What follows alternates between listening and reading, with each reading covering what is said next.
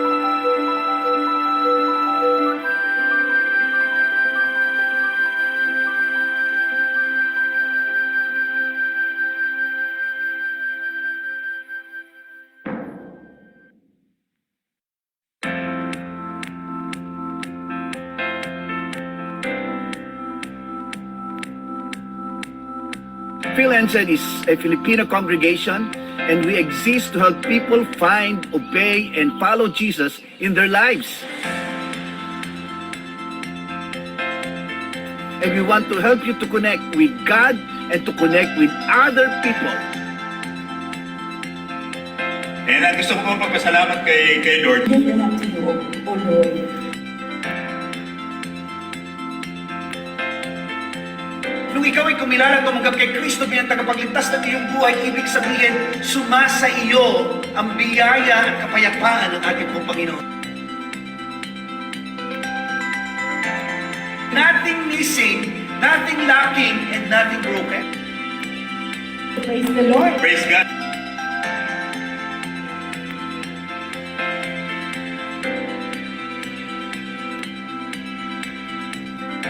You'll have peace right here, right there.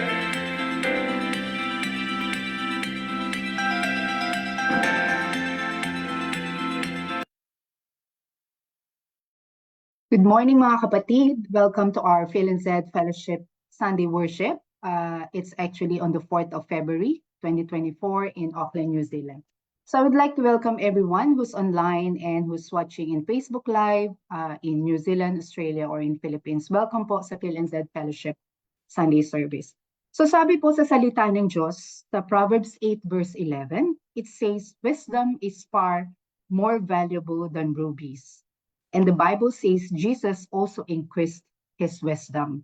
So ngayong araw po, coincidence po sa ating theme and topic, which is the Word of God, tayo po ay magsasama-sama upang muling makinig kung ano ang salitang ihahatid sa atin ng Panginoon ngayong araw na to. So tayo po ay manalangin bilang panimula sa ating umagang service nito.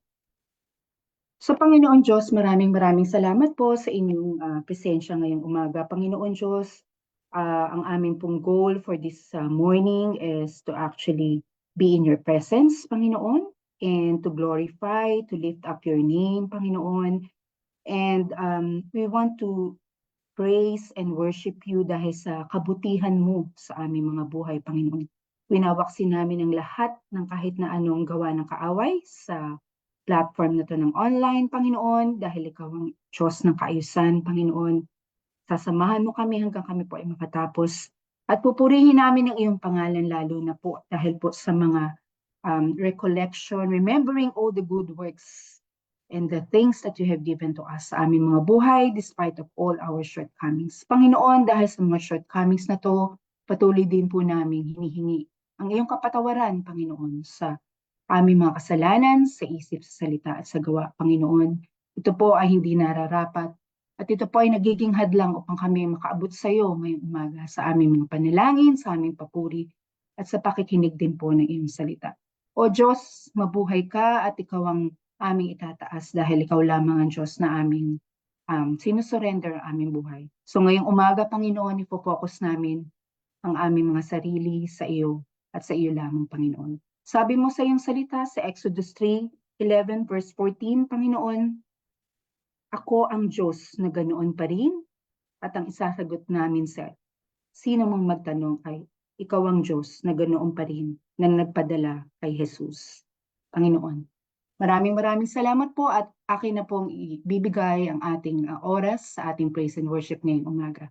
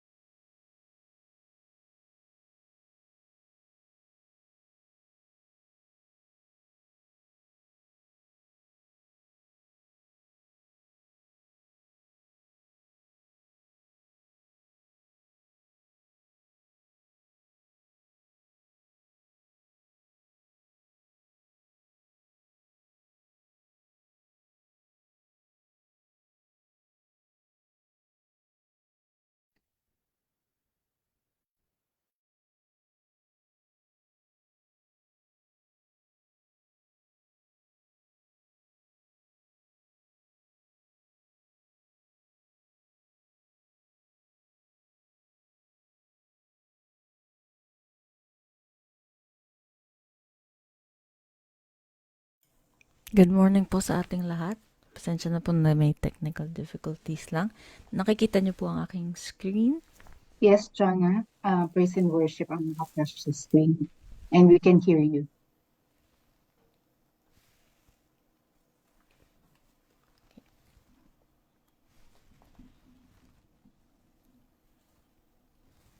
Samahan niyo po ako sa ating pagkanta sa in giving our God an offering of praise and worship.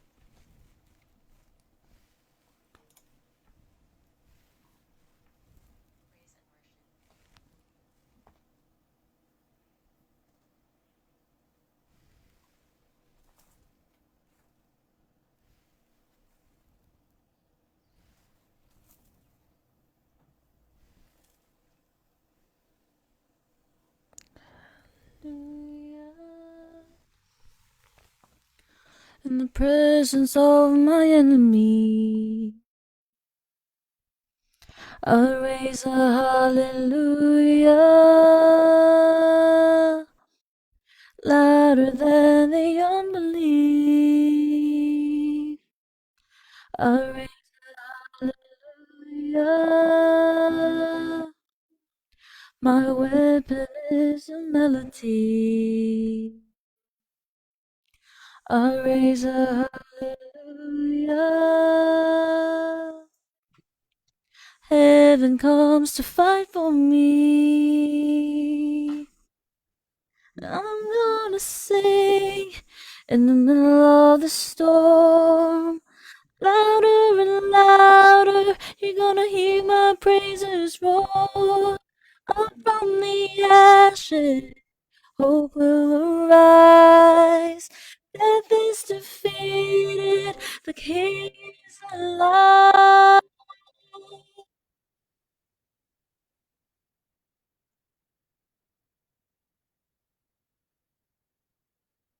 Raise a hallelujah with everything inside of me. I raise a hallelujah. I will watch the darkness flee. I raise a hallelujah in the middle of the mystery. I raise a hallelujah. Fear you lost your hold on me. I'm gonna sing in the middle of the storm. Louder and louder, you're gonna hear my praises roar. Up from the ashes, hope will arise. Death is defeated, the King is alive.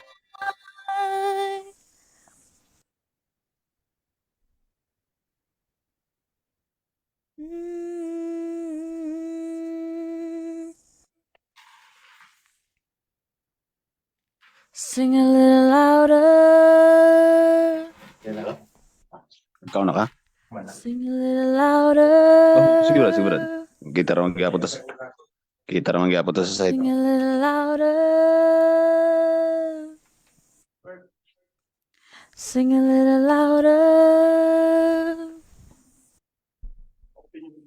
Sing a little louder in the presence of my enemy. Sing a little louder, louder than the unbelief. Sing a little louder, my weapon is a melody. Sing a little louder, heaven comes to fight for me. Sing a little louder in the presence of my enemies. Sing a little louder, louder than the unbelief. Sing a little louder, my weapon is a melody. Sing a little louder, heaven comes to fight for me. Sing a little louder, I'm gonna sing in the middle of the storm. Louder and louder, you're gonna hear my praises roar. Up from the ashes, hope will arise. Death is defeated, the King is alive. I'm gonna sing in the middle of the storm. Louder and louder, you're gonna hear my praises roar. Up from the ashes, hope will arise. Death is defeated, the King is alive. Raise a hallelujah. I'll raise a hallelujah. I'll raise a hallelujah. I'll raise a hallelujah.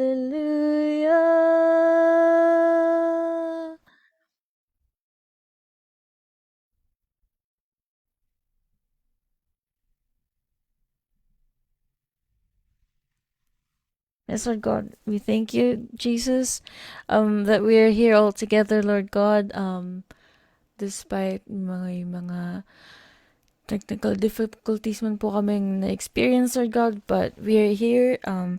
It's not stopping us from worshiping you, Lord God, from singing our hearts out to you this morning, Lord. And we pray, Lord God, that as we continue to sing, as we continue to give our voice offering to you, Lord God, our worship, that you be with us, be in our hearts, Lord God, and that you hear sa boses po namin, and makikita niyo po, Lord God, yung pagmamahal po namin sa inyo sa puso po namin, Lord God.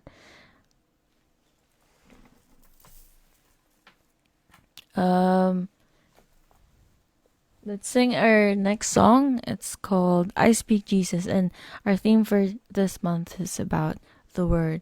And alam naman po natin sinasabi po sa Bible kung ano po yung word na yun. In John 1:1, in the Word was in the beginning was the Word, and the Word was with God, and the Word is God. And so we are singing of Jesus. We are singing of the Word.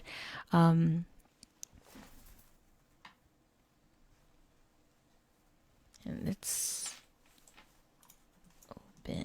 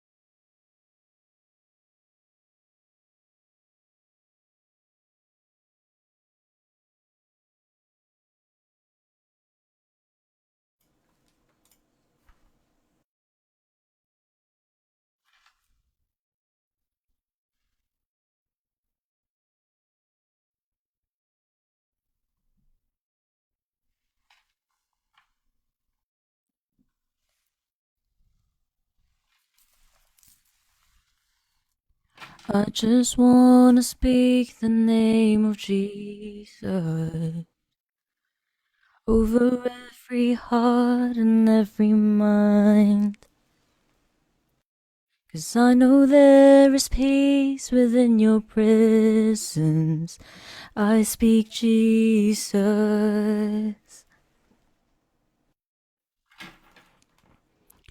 I just want to speak the name of Jesus till every dark addiction starts to break, declaring there is hope and there is freedom. I speak Jesus. Your name is power. Your name is healing. Your name is life. Break every stronghold. Shine through the shadows. Burn light.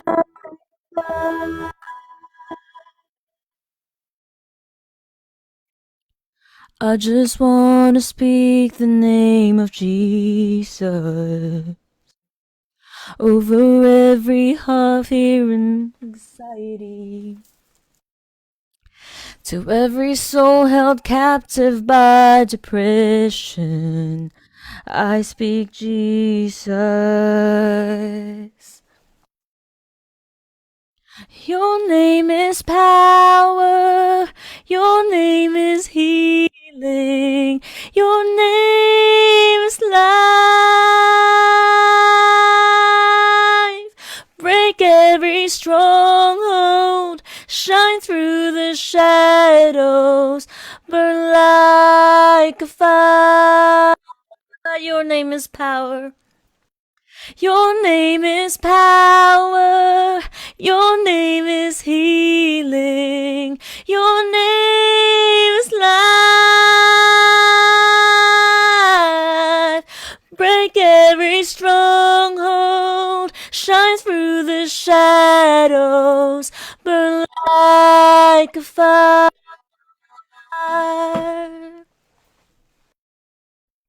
Shout Jesus from the mountains, Jesus in the street, Jesus in the darkness over every enemy. Jesus for my family, I speak the holy name, Jesus. Sing, shout Jesus from the mountains. Shout Jesus from the mountains, Jesus in the streets, Jesus in the darkness over every enemy. Jesus for my family, I speak the holy name, Jesus. Your name is power. Your name is power. Your name is healing. Your name is life. Break every stronghold. Shine through the shadows. Burn like a fire. Your name is power. Your name is power. Your name is healing. Your name is life. Break every stronghold. Shine through the shadows. Burn like a fire.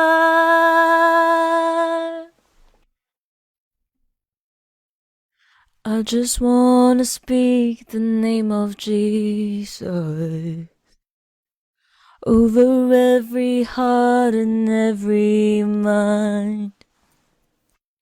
'Cause I know there is peace within your presence. I speak Jesus.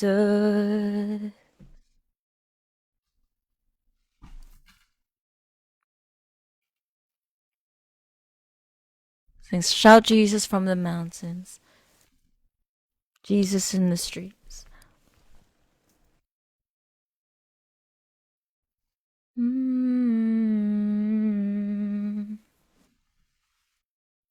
Shout Jesus from the mountains, Jesus in the street, Jesus in the darkness over every enemy. Jesus for my family, I speak the holy name, Jesus. Shout Jesus from the mountains. Shout Jesus from the mountains, Jesus in the street, Jesus in the darkness over every enemy. Jesus for my family, I speak the holy name, Jesus.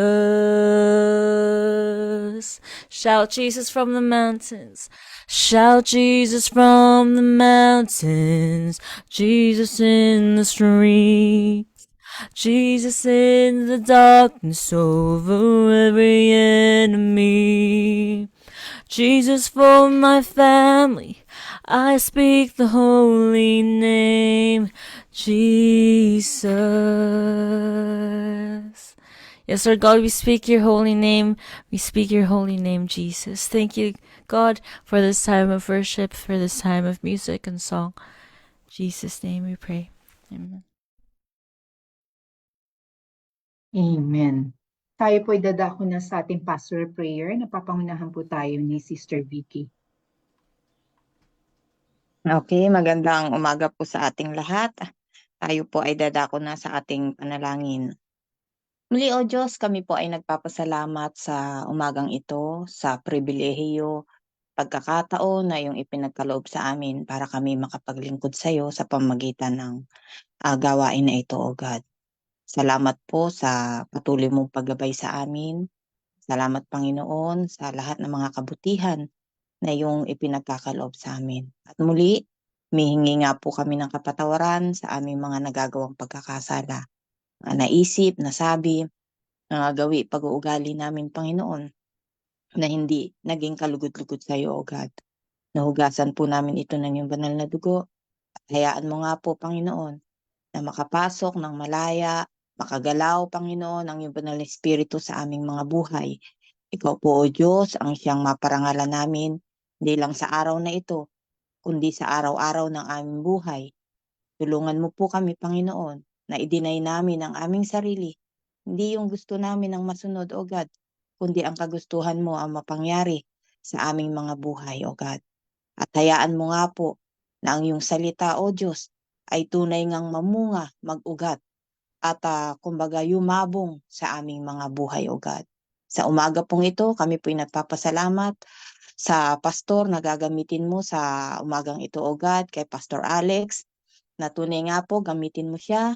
Ikaw po ang manguna sa kanyang pagsasalita, O God, at higit sa lahat, ang kapangyarihan mo ang dumaloy sa pamagitan ng iyong banal na espiritu na lahat nga po ng makikinig ng iyong salita sa umagang ito ay magkakaroon ng tunay na buhay, bagong pag-asa, O God, bagong palakasan.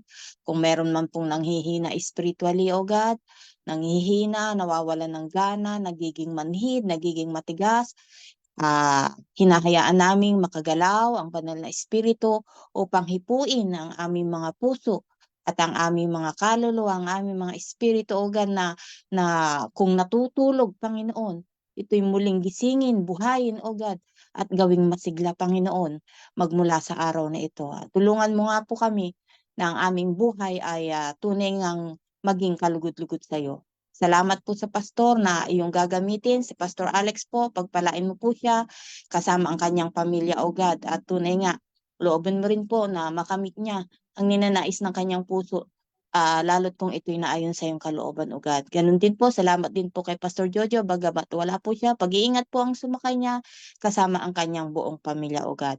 Tunay na ang service na ito ay inaalay namin sa iyo.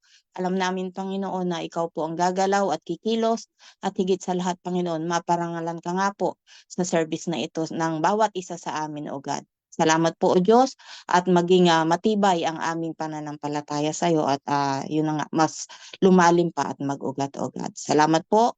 Tunay nga, hinahayaan namin na ang banal na espiritu ang siyang gumalaw sa mga oras na ito hanggang sa matapos ang service, O God.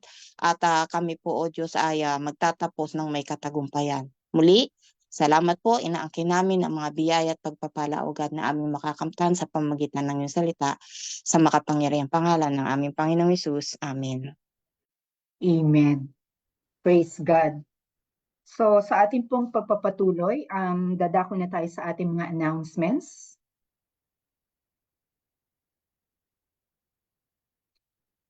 Okay, so ang ating pong face-to-face worship service ay magpapatuloy at yan po ay sa susunod na fortnight. So that will be on February 18. So meron po tayong service on the February 18 sa 16 Pollen Road, Glenfield. So that's on Belong Church premises. So makita-kita po tayo sa February 18.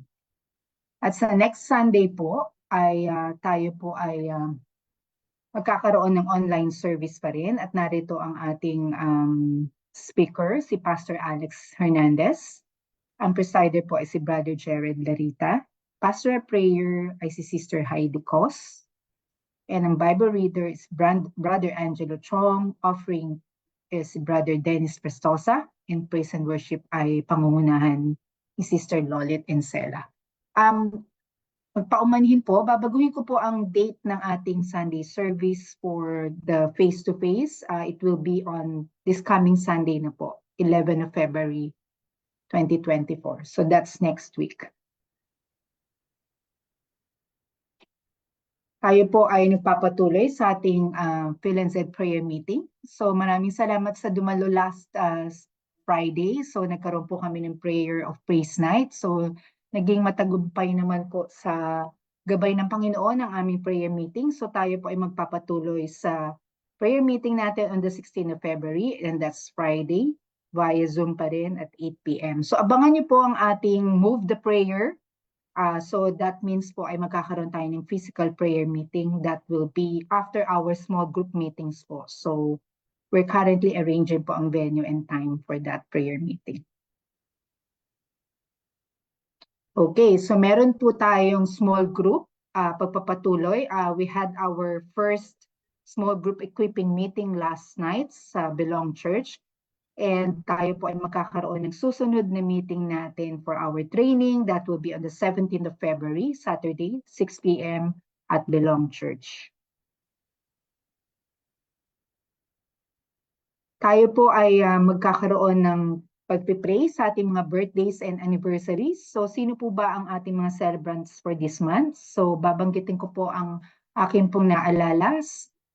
Sister Jonah po, ay birthday niya po. Sister Jinky na nasa Australia. Sister Maricar. And sino pa po ba ang hindi ko na banggit? Meron pa po ba kayong alam? At Sister Angela. Birthday din ni Sister Angela. So, pagpe-pray po natin ang ating birthday and anniversaries, Pastor Alex.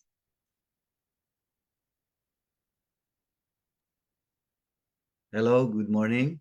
Good morning. Sa may mga kaarawan po sa month of February, Sister Angela, Sister Maricar, sino pa? Sister Jonah. Sister Jonah. Sister Jinky, nasa Australia na siya. Sister-in-law ni Sister Heidi. Sister Jinky? Opo. Okay. Sige. Manalangin tayo. Pagpanalangin po natin, samahan niyo po akong ipanalangin po ang ating po may mga kaarawan po sa month of February. Ama naming Diyos na makapangyarihan sa lahat, tinataas po namin sa iyo ang mga kapatidan po namin na kung saan ay magkakaroon po ng panibagong taon, Panginoon, o kaarawan sa kanila po mga buhay. I lift up to you, Lord God, ang mga kapatid po namin ito, Panginoon, si Sister Angela, Sister Jonah, Sister Jinky, si Sister Maricar, Panginoon. I lift up to you, Lord God, lahat po sila, Panginoon, ay pangunahan mo ang kanila pong buhay, sa lahat ng aspeto po ng buhay po nila, sila po ay iyong pagpalain. Salamat po sapagkat ang taong ito ng year 2024, Panginoon, ay mararanasan po nila ang isang pagpapala na hindi pa nila po nararanasan sa tanang buhay po nila. And we add our faith, Lord God, ng iyong pagpapala, Panginoon, ay patuloy nilang maranasan sa kanilang buhay at sila din po ay maging pagpapala sa kanila po mga pamilya at mga kaibigan. Magamit sila, Panginoon, ng higit pa sa mas malalim na pagkagamit, lalong-lalo na sa iyong gawain, Panginoon, na bahagi po ng iyong iglesia dito po sa Phil and Said family, Panginoon. Father, bless them, Lord God, in all aspect po ng buhay po nila, Lord God. Financially, materially, spiritually, and good health physically, Lord God. Salamat po, O Diyos. We thank you, God, sa buhay po nila na kung saan, Panginoon, ay patuloy mo, Panginoon, gagamitin, Panginoon, para sa kararangal po ng iyong pangalan, Panginoon. Thank you, God, for your protection, Panginoon, sa lahat ng kanilang gagawin, maging sa kanilang mga trabaho, Panginoon, ay patuloy mo silang ingatan, O Diyos. Salamat po, Panginoon, sapagkat kami din po, Panginoon, bilang mga kapatidan po nila sa iyong iglesia dito po sa Phil and Said, Panginoon, ay mapagpapala, Panginoon, sa pamamagitan po ng mga taong ito, Lord God. Thank you, God, for another year, Panginoon, ipinagkaloob mo po sa kanila na punong-puno, Panginoon, ng iyong pagpapala, Panginoon, at biyaya sa kanila pong buhay. Bless them, Lord God. In Jesus' name we pray. Amen. Amen. Praise God. So sa ating pong pagpapatuloy, tayo ay dadako na sa ating sharing and testimony. So inaanyayahan po ang sino pong gustong magpasalamat.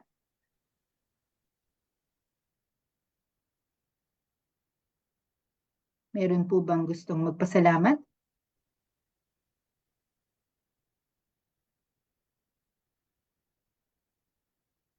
Okay, so mukhang sa susunod na linggo na lang po natin gagawin ang ating mga sharing and testimony sa ating on-site church service.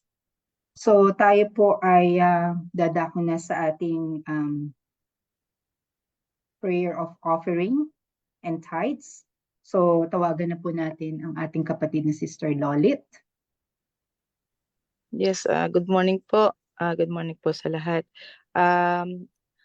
Atin pong basahin ang banal na salita tungkol sa pagbibigay ng tithes and offering.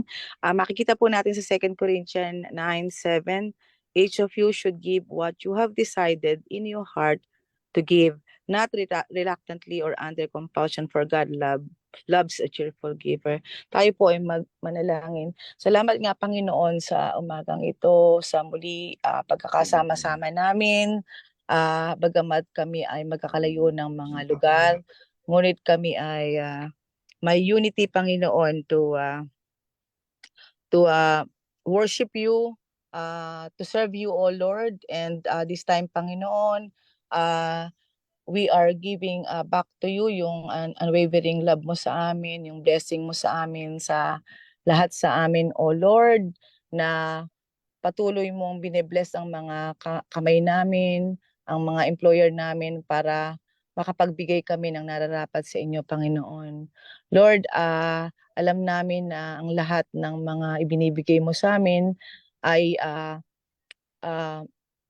ay maibabalik namin sa iyo, at patuloy mong pagpapalain ang mga kamay ni ito, O Lord. Ang tithes and offering na to, Lord, ay magagamit namin sa pagpapalago at pagpapalaganap ng iyong salita, O Lord.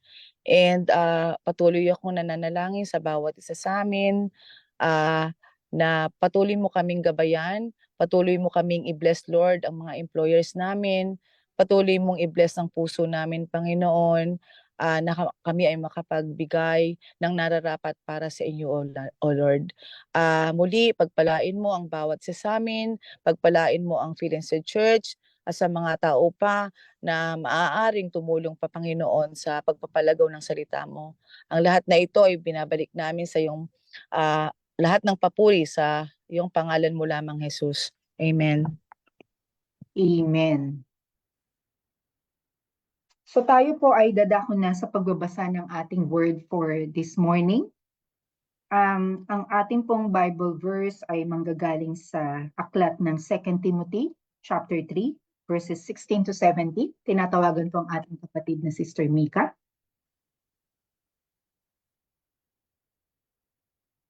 Good morning po. Si Dark po ito. The Bible reading for today is 2 Timothy chapter 3 verse 16 to 17. All scripture is God-breathed and is useful for teaching, rebuking, correcting, and training in righteousness, so that the servant of God may be thoroughly equipped for every good work. Amen. Praise God for that word. Ihanda na po natin ang ating mga sarili at ating pong pakikinggan ang salita ng Diyos na ihatid po ng ating Pastor Alex Hernandez.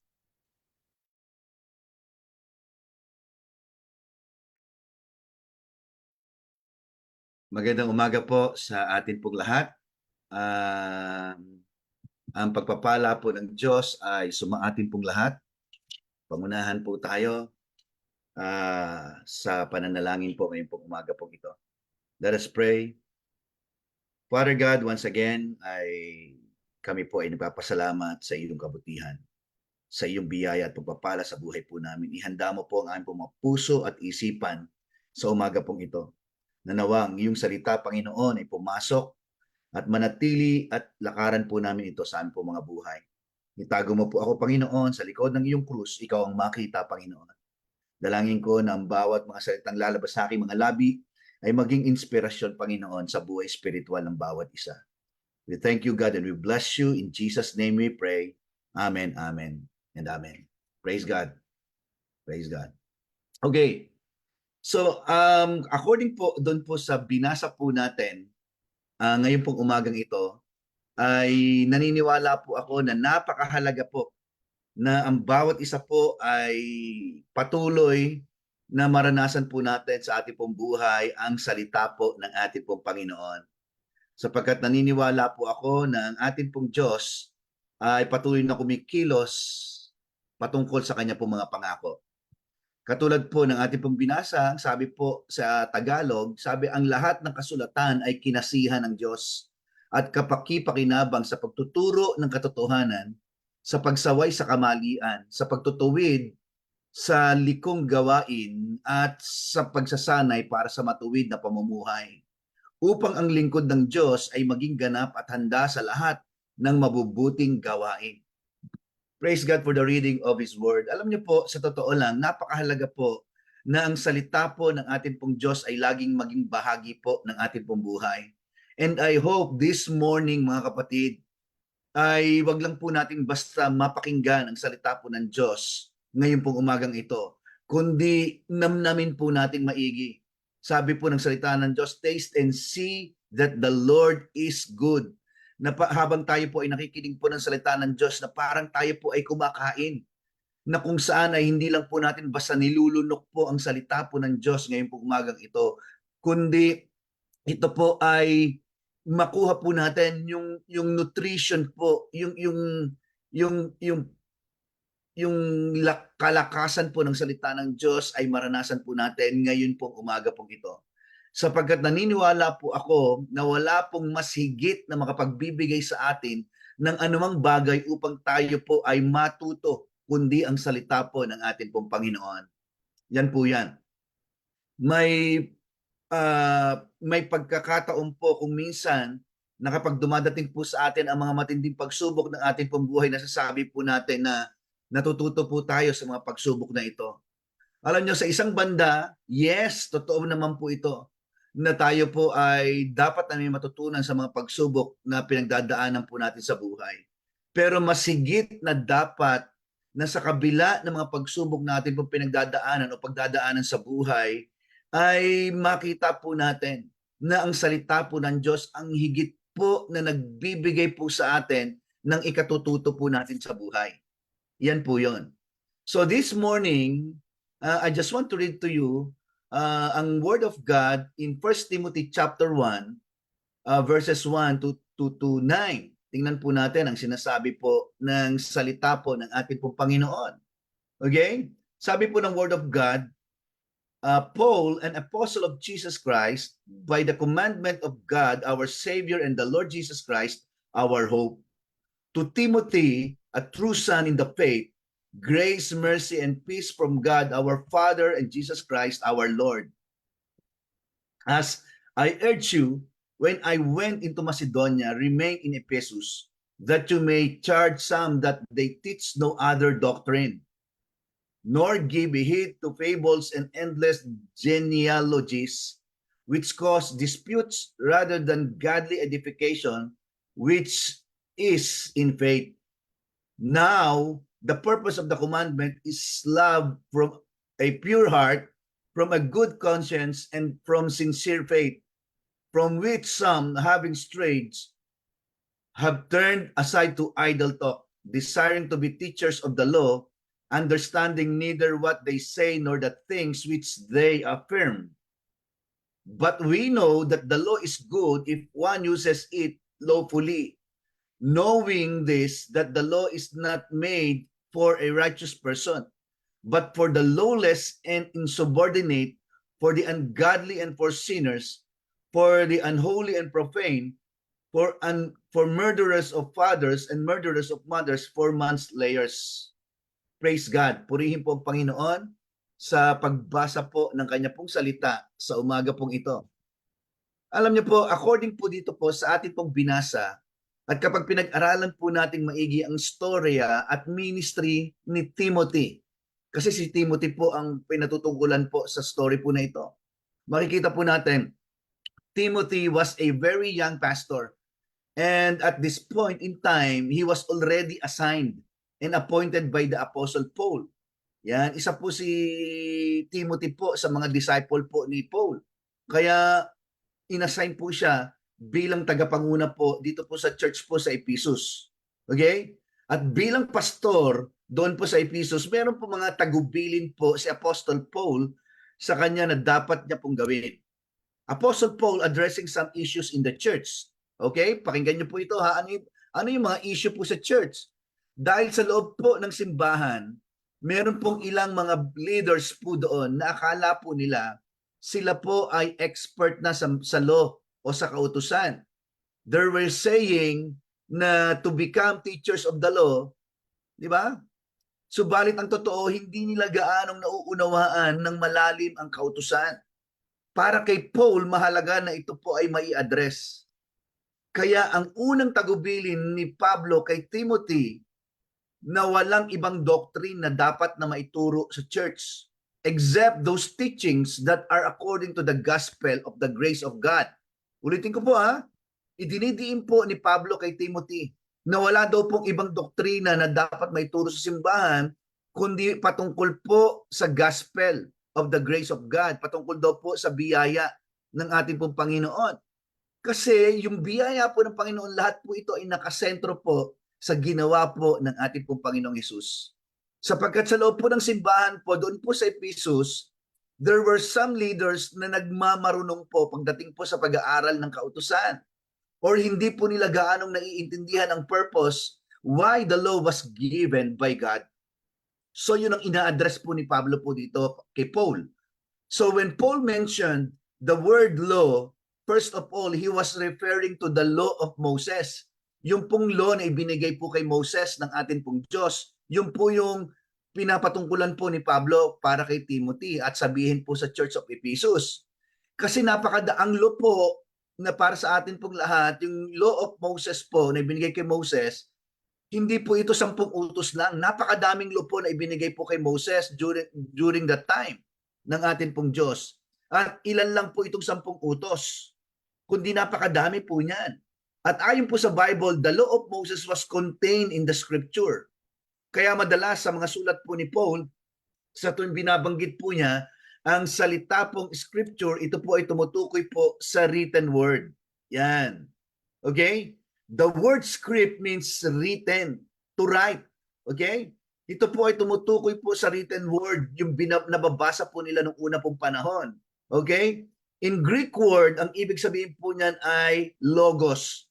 Ibig sabihin po ay the written word. At nung panahon pong yon, kapag nababanggit po o binabanggit po ni Pablo ang salitang scripture, ito po ay tumutukoy po sa Old Testament book.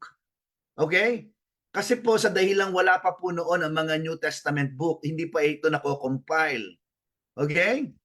At kung makikita po natin, hindi po ito tumutukoy sa katuruan ng Biblia na meron po tayo ngayon. Okay? Sapagkat ang kabuuan po ng Bible na meron po tayo ngayon ay nabuo lang po ito after more than 300 years after the resurrection of Jesus Christ. Kaya meron po tayo ngayong 39 books in the Old Testament and the 27 books in the New Testament. Pakinggan nyo na, 39 books in the Old Testament and 27 books in the New Testament. Kalimitan pa nga ng Bible o kopya na meron po ang churches noon o mga iglesia po noon ay yung first 5 books lang in the Bible ang meron po sila. Ang tawag po doon sa first 5 books in the Bible ay tinatawag pong Torah o Pentateuch. That's the first 5 books in the Bible na kung saan ay gamit-gamit po ng mga unang tao po ng unang pong panahon. Yun po ang Genesis, Exodus, Leviticus, Numbers, and Deuteronomy. Yan po ang Bible po nila noon. Wala pang New Testament. Okay? At kung minsan po ay sinasamahan po nila ito ng mga sulat po ng mga prophets. Kasi may sulat din po, mga, aside po dito sa first 5 books, sinasama po nilang basahin po noong unang panahon ang Book of Isaiah and Book of Psalm. At kung ano-ano pa. Balikan po natin ang verses 3 to 6. Ano pong sabi po ng Bible? Sabi ganun, I urge you when I went to Macedonia, remain in Ephesus, that you may charge some that they teach no other doctrine. Makikita po natin dito na si Timothy po was the under of the church. Sinasabi po ni Pablo na tanging doktrina lang ng gospel ng biyaya ni Jesus ang dapat ituro sa loob po ng simbahan. Yan, binibigyan po tayo ng pagkakataon na maintindihan po natin na ang pinaka-importanteng ipinipreach lang po sa loob ng simbahan ay walang iba kundi ang kadakilaan lang po ni Jesus lang. Wala pong iba. It's all about Jesus. Yan po yan. In verse 4, sabi po, nor give heed to tables and endless genealogies which cause disputes rather than godly edification which is in faith and from sincere faith. So dito makikita po natin, so every message that we receive should edify us. Yun po yun eh. Should godly edify us in faith or godly edifying which is in faith. Verse 5, ano po ang sabi po ng verse 5? Now the purpose of the commandment is in love from a pure heart, from a good conscience, and from sincere faith. Verse 6, from which some, having strayed, sabi ganon, have turned aside to idle walk, desiring to be teachers of the law, understanding neither what they say, nor the things which they affirm. In verse 8, sabi po dito, but we know that the law is good if one uses it lawfully. Sabi po ni Paul, that the law is good, mabuti daw po ang kautusan, maganda po yan. Pero ang sabi niya, if one uses it lawfully, mabuti daw po ang kautusan kung ginagamit daw po ito o ginagamit daw po natin ito sa tamang paraan. Ibig sabihin, kung sinasabing dapat gamitin ang kautusan sa tamang paraan, meron po palang mga tao na kung saan ay gumagamit po sa hindi tamang paraan. Okay? And we can, dito po makita natin, and we can use the law properly if we know the purpose kung bakit ibinigay ng Diyos ang kautusan.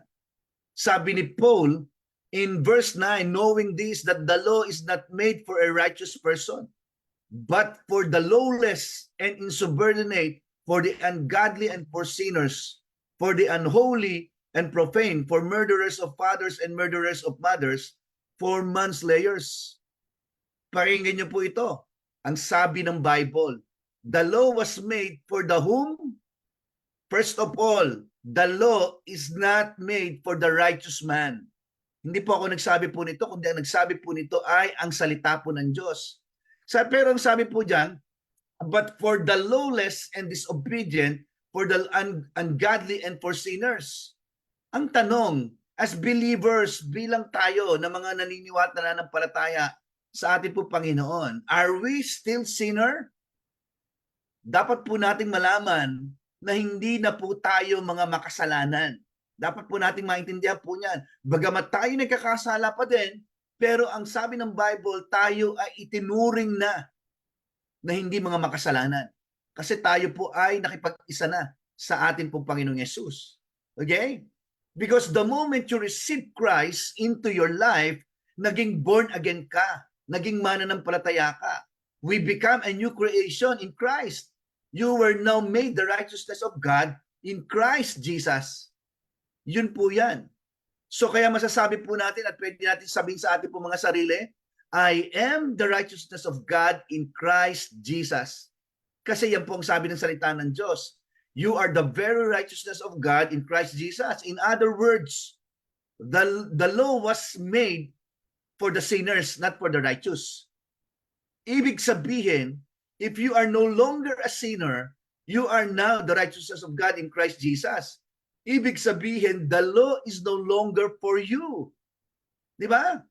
Bagamat binabalikan lang po natin ang kautusan sapagkat ito po ay shadow na mga nangyayari po sa panahon po natin ngayon.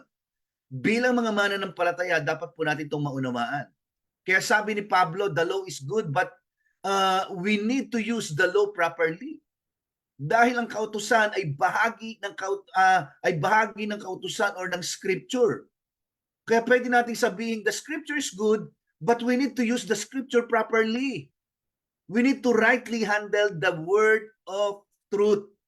Bakit po natin dinidiinan po maigi po ito? Sapagkat sa mundo po ng mga mananampalataya ngayon, mga kapatid, pwede pong mangyari na madami po mga balita ang lumalabas po ngayon patungkol sa mga Kristiyano na nanalalayo po sa atin pong Panginoon. Uulitin ko, pwede pong mangyari po sa atin po ito. Kung hindi po matatag ang pagkakaangkin po natin sa salita po ng ating po Panginoon. Ilan po sa mga kilalang mga mananampalataya sa panahon po natin ngayon ang nalayo na sa Panginoon. Tingnan po ninyo ito, bigyan ko po kayo ng ilang halimbawa. Si Joshua Harris. Si Joshua Harris po is an American author and former pastor. Biruin niyo, pastor na po ito. Author and writer po ng book ng title po ay I Kissed Dating Goodbye. Baka sa mga ka-level ko po, na mga kaedadan ko po, dito po, kilala niyo po itong si Joshua Harris. Si Joshua Harris po ay sumulat po ng book na I Kissed Dating Goodbye. Alam niyo po, ang book po na ito ay concerning a biblical-based Christian approach to dating and relationship, help shape purity culture for many Christian millennials. Okay? Si Joshua Harris po apologizes to LGBTQ community. Bakit po siya nag-apologize? Announces he is no longer a Christian. Grabe po ito. Nung mabasa ko po ito at malaman ko po ito, nalungkot po talaga ako. Kasi binabasa ko po yung book nito, yung I Kissed Dating Goodbye. Pinapakita po dito kung sino po ang mga tao na dapat na maging partner mo sa buhay. Binibigyan ka po nito ng mga step by step kung paano ka makikipag-date sa mga mananampalataya. Pero in-announce po niya sa mga, nagbigay po siya ng, humingi po siya ng paumanhin, ng apologize po sa mga LGBTQ community. Na kung saan sinasabi niya na hindi na daw po siya Kristiyano o mananampalataya. Hiniwalayan niya na din po yung kanya pong asawa, di ba? Pina-stop na po niya ang pagpapublish po ng kanya pong book. Nakakalungkot po ito. Sino pa? Marty Sampson. Sino po si Marty Sampson? Kilala po siguro po ito ng iba po sa atin sa music team po natin. Si Marty Sampson po is an Australian contemporary worship music singer. Songwriter po siya, musician and worship leader. Saan? Sa Hillsong Church in Sydney. Naguguluhan po siya sa kanya pong pananampalataya. Dumating po sa point ng buhay po niya na parang nagpahinga po siya. Okay? Ito pa, sa Pilipinas, anak ng isang mananampalataya, very active sa church. Kaya na nakakalungkot na doktrinahan po ng mga makakaliwa sa gobyerno, ng mga NPA, ng mga CPP, NPA. Okay? minor, ni-recruit po ng makakaliwa sa gobyerno.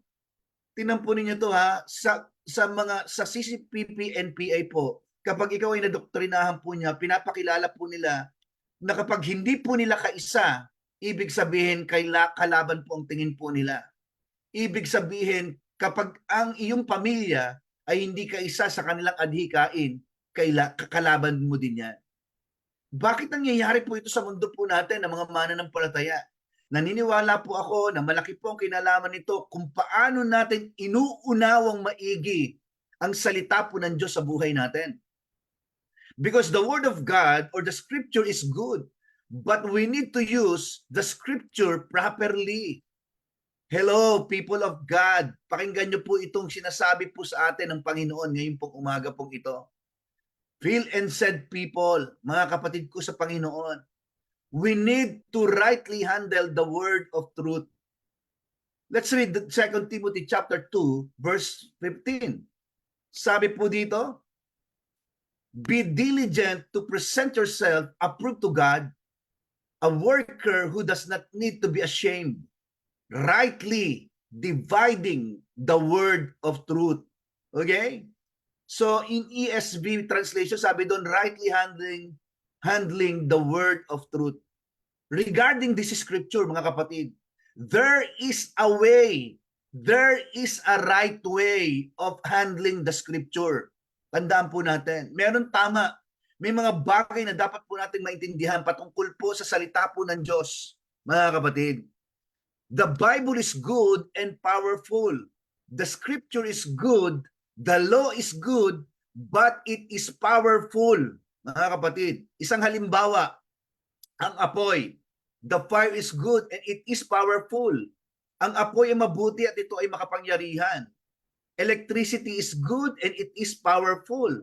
Tama po ba? It depends on how you handle electricity or the fire. Kapag hinandle mo po ito ng tama, may maganda itong maidudulot sa buhay mo. It will help you. There is a helpful way of handling electricity and fire, mga kapatid. Sapagkat pwede po itong makabuti sa iyo at pwede din po itong makasakit po sa atin. Okay? Makakasakit at makakasira lamang po ito sa atin kung mali po ang atin pong paggamit. Sapagkat yung apoy po ay mabuti na pwedeng magamit sa pagluluto ng ating pong pagkain. Ang apoy ay pwedeng magbigay ng init sa malamig na panahon. Bagamat ito po ay mabuti, isang bagay ang kailangan po nating maintindihan. Makapangyarihan po ito. It is powerful. It depends how you handle it, mga kapatid. The same electricity and fire na pwedeng makabuti, the same electricity and fire na pwedeng makasakit din sa atin. The same is true with the Word of God. The same is true with the Bible. The Bible is good and yet it is powerful. So we need to learn how to rightly handle the Scripture or the Word of God. There is a right way, a helpful way of handling the Scripture. And there is a wrong way of handling the Scripture. Magiging honest na po ako sa inyo, mga kapatid.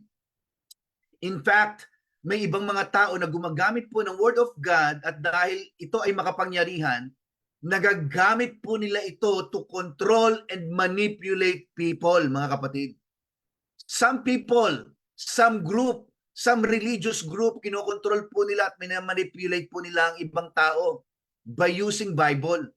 Nangyayari po ito noon at nangyayari din po ito ngayon. Totoo po ito. Kung ang isang tao po ay mali po ang pag-handle niya o pagkaintindi po niya sa salita po ng Diyos, they control people, they control thousands of people, they control millions of people, mga kapatid. Di ba? Sample, mga grupo na nakaputi, mahaba ang buhok, kapag nag-hallelujah po sila sabay-sabay. Sometimes may choreography pa po yan, sabay-sabay. Ang leader po nila, Bible din ang gamit sa pagtuturo sa kanila. Meron pong isang leader ng isang grupo sa Pilipinas po ito na ginamit po ang isang scripture sa Bible somewhere in the book of Isaiah talking about a bird tungkol sa ibon.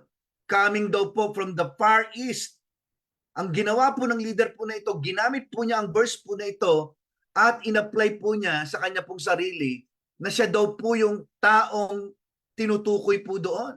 Siya daw po yung ibong mandaragit na manggagaling daw po sa Far East. Nagkataon po na ang Pilipinas po ay nasa Far East, dulong silangan. Siya daw po yung taong yon. Kaya ang ginawa, gumawa po ng relihiyon. Di ba? Kaya pati mga politiko, ini-impluensyahan po nila sa Pilipinas. Dahil napakadami po nila. Nakapagtayo po sila ng pinakamalaking stadium sa buong mundo. Ibig sabihin, kaya po nilang i-manipulate o i-influence po at mag-control po ng mga tao. Sa Davao, sa Pilipinas, meron din po.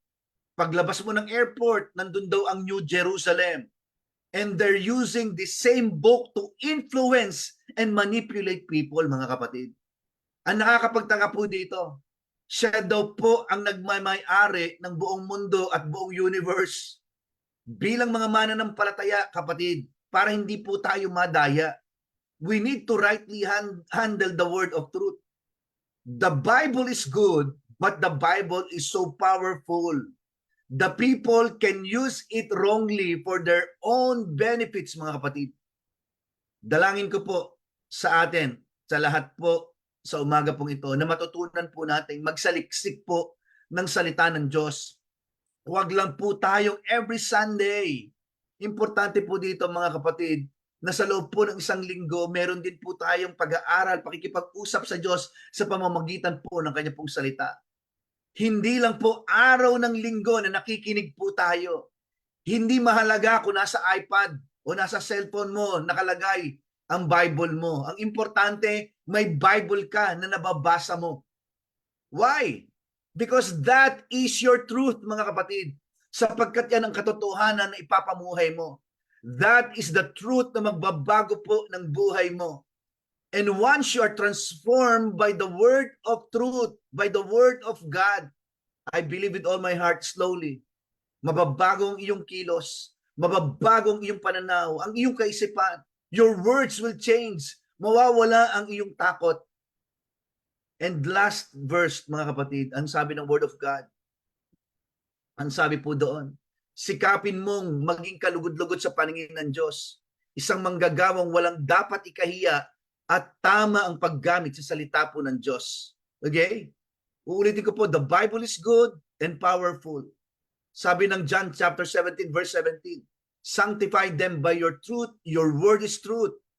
Mga kapatid, ibukod mo sila upang maging iyo sa pamamagitan ng katotohanan. Ang salita mo ay katotohanan, mga kapatid. Praise God. Mga kapatid, what you believe in the word of God, you will receive. Kung ano ang pinaniniwalaan mo at paniniwalaan mo sa salita ng Diyos, yon ang iyong matatanggap sa buhay. Praise God. Purihin po ang ating pong Panginoon sa umaga pong ito sa pagdala po ng kanya pong salita. Tayo pong lahat ay manalangin. Let us pray. Ama naming Diyos na makapangyarihan sa lahat, nawa ang iyong salita ay maging hamon po sa aming lahat. Na ito po ay makapangyarihan, Panginoon, at ito'y magamit po namin sa maayos at tamang kaparaanan na nais mo, Panginoon, sa aming pong buhay. Ilagay mong palagi sa aming pong mga puso at isipan ang lahat ng mga bagay na pinaniniwalaan po namin according to your word, Panginoon. Ayon sa iyong salita. Thank you, God, sapagkat sa pamamagitan ng iyong salita, kami po, O Diyos, ay lumalago sa lahat ng aspeto po ng aming mga buhay. Salamat po, Panginoon. What we believe in your word, Panginoon, we will receive. Kaya sa umagang ito, kung sinasabi ng iyong salita na kami ay iyong pinagpala, tinatanggap po namin ito sa aming mga buhay. Kung sinasabi ng iyong salita na kami po, Panginoon, ay iyong pinaboran, kami po, Panginoon, ay righteousness of God in Christ Jesus, we thank you, God. Tinatanggap po namin ito sa aming buhay. Hayaan mo kami lumakad, Panginoon, according to your word, Panginoon. Lord, amin pong sinasansala at sinasaway ang anumang gawa. Any hindrances, Lord, any assignment of the enemy, Lord, sa buhay po namin, upang hindi po namin mapanghawakan ng iyong salita sa aming pong buhay. Father God, we render it powerless, Lord God. In Jesus' name, no weapon formed against you shall prosper. Instead, Lord, we speak blessings and favor upon favor, Panginoon, after favor, Panginoon. We receive that, Lord God, sa buhay po namin. Salamat po, O Diyos, sa iyong salita. Thank you, God. Mga kapatid, sa umaga pong ito, the Lord bless you and keep you. The Lord make His face shine upon you and be gracious to you. The Lord lift up His countenance upon you and give you peace, nothing lacking, nothing missing, and nothing broken. Good morning, everyone. Magandang umaga po sa atin pong lahat. Praise God. Amen. Praise the Praise Lord. God. I hope na ang salita po ng Diyos ay maging buhay po natin sa araw-araw. Pagpapala po ng Panginoon ang sumaatin pong lahat. Praise God. See you next Sunday. Salamat po, Pastor. Thank you po. Happy Sunday po sa lahat. God bless. Salamat po. Praise God. Praise Salamat God. po, Pastor.